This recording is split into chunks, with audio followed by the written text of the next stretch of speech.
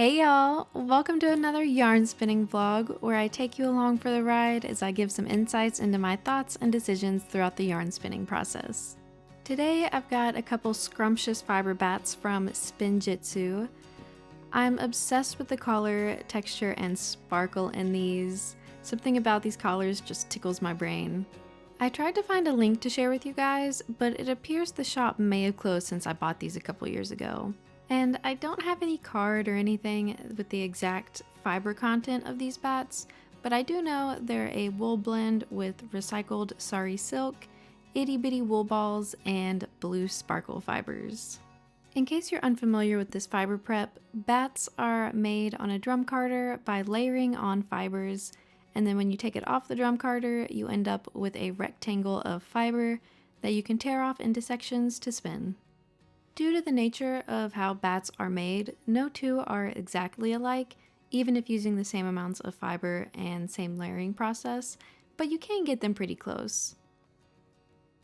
If you're just spinning one bat, then that doesn't really matter, but if you are spinning more than one like I am, there are ways to make the yarn more uniform and not show a distinction between the different bats. Here I've got my two bats that are more like sisters than twins, and I'm ripping a section off each bat, and as I spin the singles, I alternate which bat I'm spinning from. So I spin the strip from bat 1, then the strip from bat 2, and then another strip from bat 1, and so on. If you're using more than two bats, it would be the same pattern. For example, for 3 bats, you'd spin strip 1, then 2, then 3, then 1 again, and you might want to label the bats with a post-it note or something so you don't get confused. For this yarn, I'm going to ply my singles together and also apply them with a metallic thread, so I used about half of each bat on each bobbin. One bobbin will probably end up with more singles, so I'll use the plying bracelet method later to make sure all the singles get used. No singles left behind. I ended up not liking the little wool balls in the blend because they kept falling out and were hard to secure in the singles, so I started picking those out, which slowed things down a bit. This is my first time trying to spin yarn with those little balls in the fiber, so if you have any recommendations on how to keep them inside of the yarn and not get everywhere, let me know down in the comments. For the drafting method for the singles, I ended up doing a Woolens style backward draw, which is my go-to these days.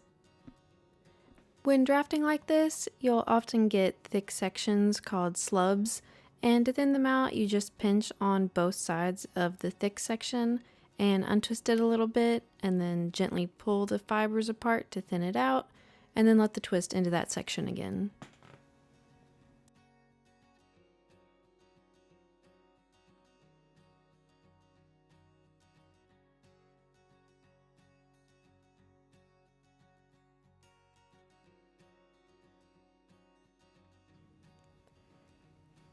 Next, I want to show you a quick join. I like to show at least one join in each video if I can remember to do it. Here I have the end of the single on the bobbin in my hand all fluffed up, and then I draft or pull the fiber I'm attaching a little bit and mashing the fluffy ends together and then adding twist. This fiber was really grippy, which made the joins nice and easy. Here are the finished singles. You can see there is some variation in the thickness of the singles, which I'm totally cool with for this yarn. It's difficult to get super consistent singles with fiber that is super textured like the bats I started with. I'm going to ply them with this blue metallic thread, and since I'm plying the singles together with the thread, I need 3 prongs for my bobbins, so I'm going to use this Lazy Kate instead of the one on my wheel. I love this one because it's so compact when not in use, but I don't remember where I got it on Etsy, and I can't find this exact one online. But there are lots of options though if you search Lazy Kates on Etsy, just not this specific one. When using a Lazy Kate, I sit it on my right side because that is the hand I run the strands through to keep them from getting tangled and also to control the tension. Here I want you to notice how I keep the single strands separated between my fingers with my hand in a claw shape. And you can also see how I use my front hand to pinch and control how far up the twist goes.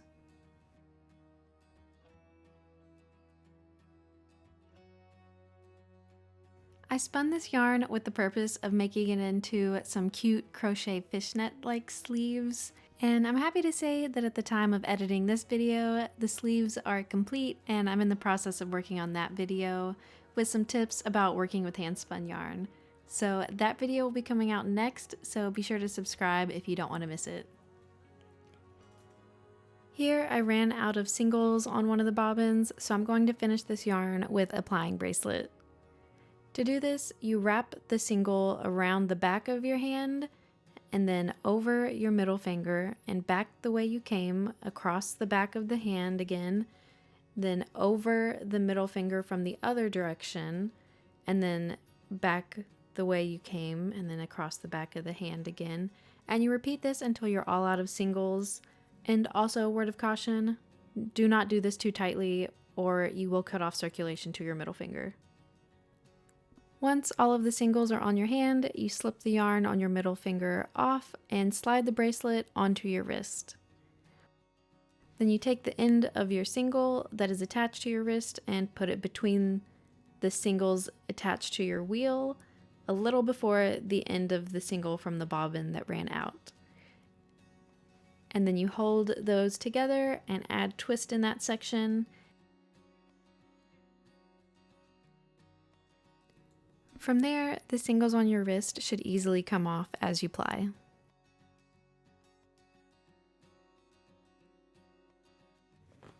Here is the finished yarn on the bobbin.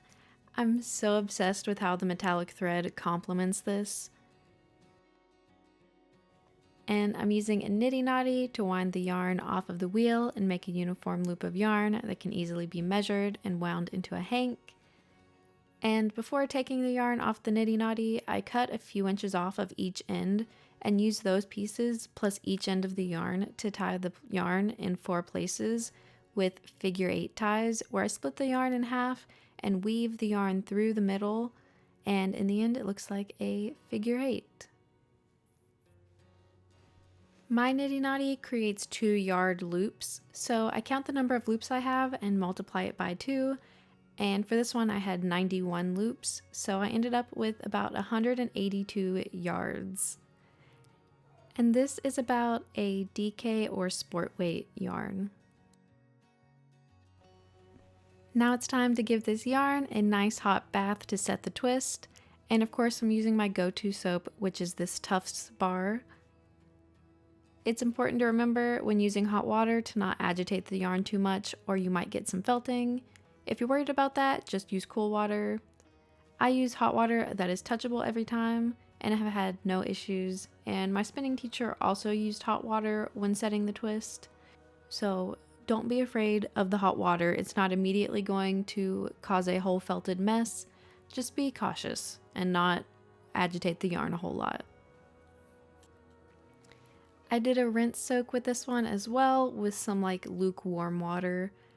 And I just want you to see how cool this yarn looks under the water with all the metallic bits. It's pretty mesmerizing.